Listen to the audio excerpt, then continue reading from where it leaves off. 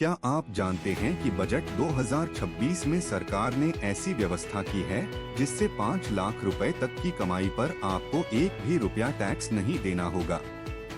जी हाँ, आपने बिल्कुल सही सुना। यह कोई जादू नहीं, बल्कि सरकार की एक खास योजना है जो आम भारतीय को राहत देने के लिए बनाई गई है।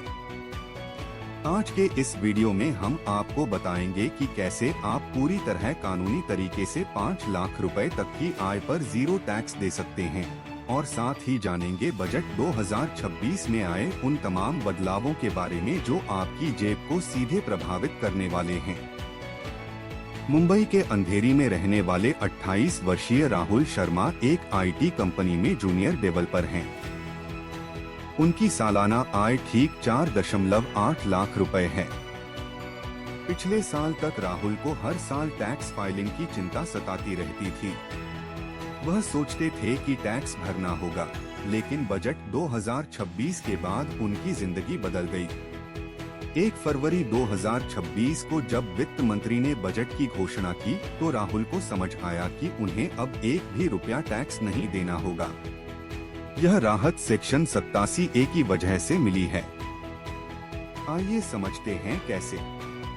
सेक्शन 87A एक खास छूट है जो भारत सरकार ने मिडिल क्लास को राहत देने के लिए बनाई है।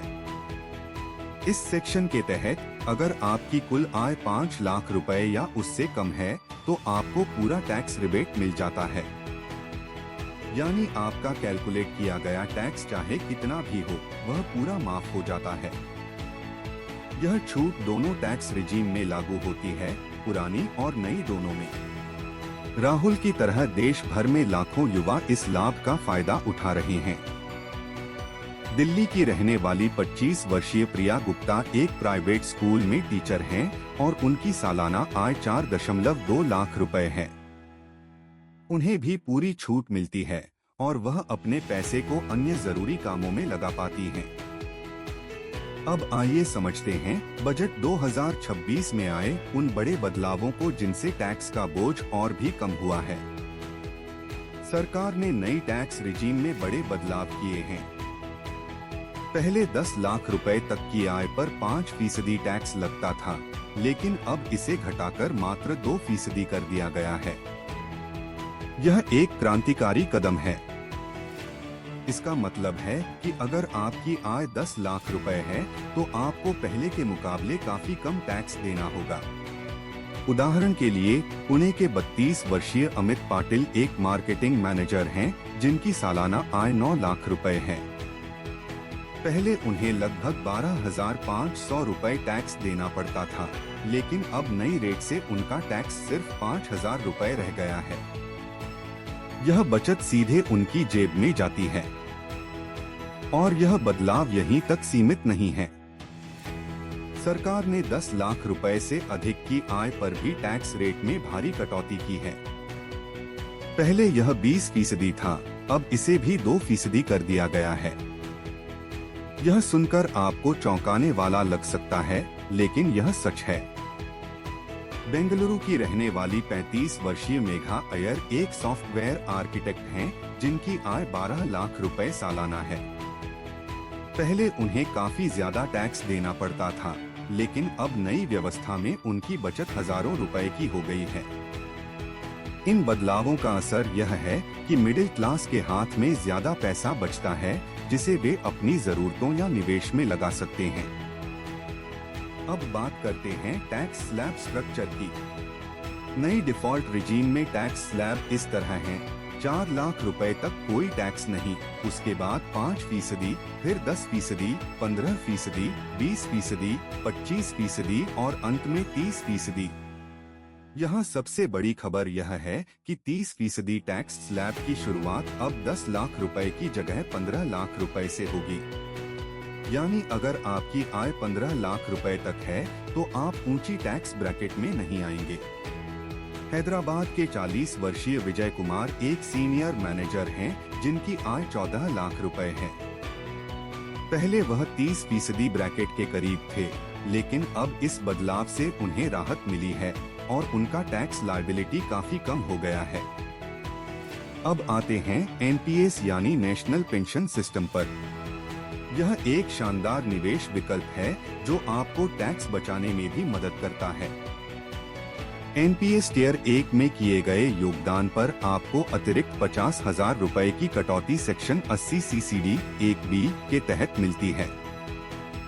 यह 1.5 लाख रुपए की सेक्शन 80C की लिमिट के अलावा है, यानी आप कुल मिलाकर 2 लाख रुपए तक का डिडक्शन क्लेम कर सकते हैं। चेन्नई की रहने वाली 33 वर्षीय दिव्या नायर एक चार्टर्ड अकाउंटेंट हैं जो हर साल एनपीएस में 50,000 रुपए निवेश करती हैं। इससे उन्हें न सिर्फ रिटायरमेंट के लिए फंड बनाने में मदद मिलती है, बल्कि टैक्स में भी अच्छी खासी बचत होती है। 30% टैक्स ब्रैकेट में होने के कारण उनकी 15,000 रुपए की सीधी बचत हो जाती है सिर्फ इस डिडक्शन से। अब बात करें होम लोन की। अगर आप पहली बार घर खरीद रहे हैं तो आपके लिए बड़ी खुशखबरी है। सेक्शन 80 EA के तहत फर्स्ट टाइम होम बायर्स को होम लोन के ब्याज पर अतिरिक्त 1.5 लाख रुपए की कटौती मिलती है। यह सेक्शन 24 की 2 लाख रुपए की लिमिट के अलावा है। कोलकाता के 29 वर्षीय सौरभ बनर्जी ने 2025 में अपना पहला फ्लैट खरीदा और उन्हें होम लोन मिला। उनके लोन पर सालाना ब्याज 2.8 लाख रुपए है। अब वह सेक्शन 24 के तहत 2 लाख रुपए और सेक्शन 80 EA के तहत 80,000 रुपए की कटौती क्लेम कर सकते हैं। इससे उनकी टैक्सेबल इनकम काफी कम हो जाती है और टैक्स में भारी बचत होती है। यह योजना खासकर युवाओं के लिए बहुत फायदेमंद है जो अपना पहला घर खरीदना चाहते हैं। एजुकेशन लोन भी टैक्स बचाने का एक बेहतरीन तरीका है। सेक्शन 80 के तहत आप अपने एजुकेशन लोन के ब्याज पर पूरी कटौती क्लेम कर सकते हैं। इसमें कोई अधिकतम सीमा नहीं है। जयपुर की रहने वाली 27 वर्षीय अंजलि शर्मा ने अपनी MBA की पढ़ाई के लिए लोन लिया था। अब वह काम कर रही हैं और लोन चुका रही हैं। उनका सालाना ब्याज 1.2 लाख रुपए है और वह पूरी राशि पर डिडक्शन क्लेम करती हैं। इससे उनकी टैक्सेबल इनकम 1.2 लाख रुपए कम हो जाती है।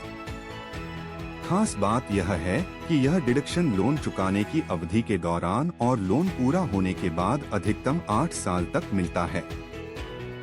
यह युवाओं के लिए बहुत राहत की बात है जो उच्च शिक्षा के लिए लोन लेते हैं। अब बात करते हैं उस क्रांतिकारी बदलाव की जो अप्रैल 2026 से लागू होने वाला है। नया इनकम टैक्स एक्ट 2025 लागू होगा जो टैक्स सिस्टम को पूरी तरह सरल बनाएगा।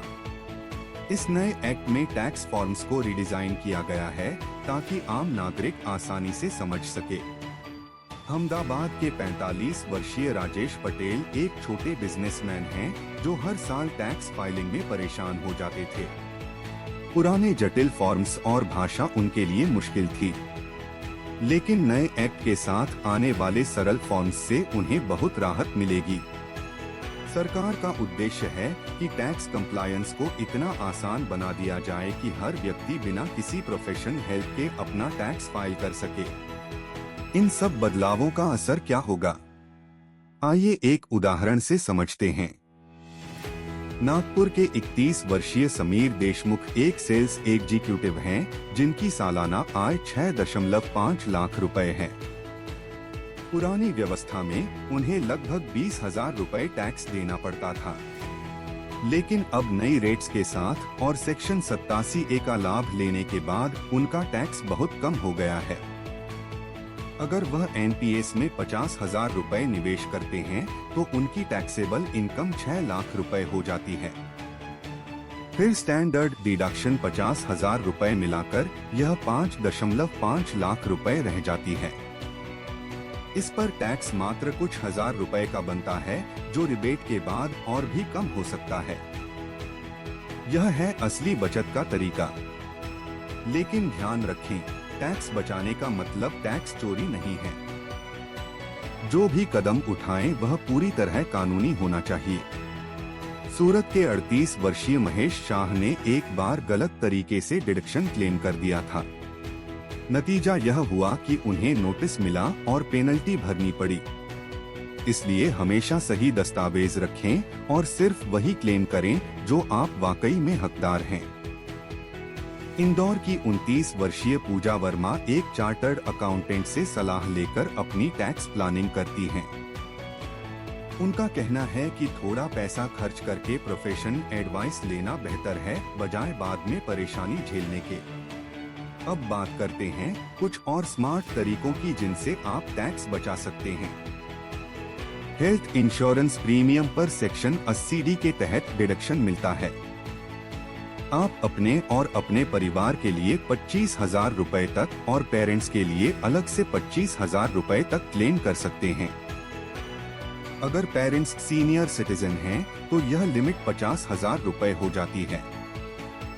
लखनऊ के 34 वर्षीय आदित्य त्रिपाठी ने अपने बुजुर्ग माता पिता के लिए हेल्थ इंश्योरेंस लिया है।